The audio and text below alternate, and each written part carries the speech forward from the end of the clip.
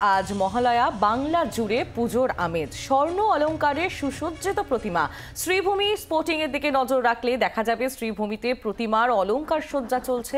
অন্যদিকে সুরুচির সঙ্গে থিম প্রকাশ।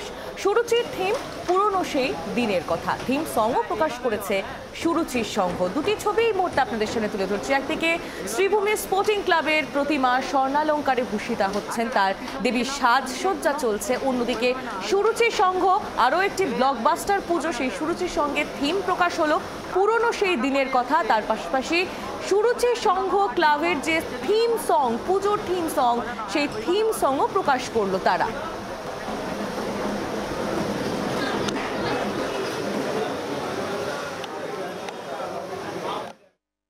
একটা সময় আমাদের কাছে যেটা খুব প্রিয় ছিল, প্রয়োজনীয় ছিল, কিন্তু আজকে যুগের অগ্রগতির সঙ্গে সঙ্গে, সময়ের অগ্রগতির সঙ্গে সঙ্গে সেগুলো আজ অপ্রিয় হয়েছে, অপ্রয়োজনীয় হয়েছে, প্রাক্তন হয়েছে।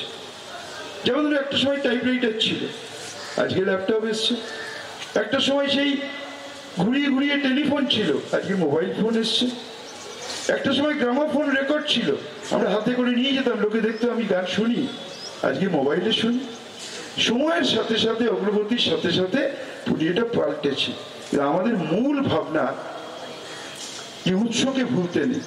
আজকে কে ডাক্তার, কে ইঞ্জিনিয়ার, কে খেলোয়াড়, কে সিঙ্গার হয়েছে, তো তার উৎসটা কোথায়? তার উৎসটা তো তার মা বাবা।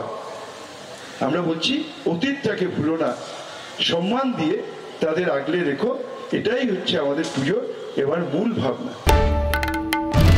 বাংলার আওয়াজ, বাঙালির আবেগ, জি 24 ঘন্টা।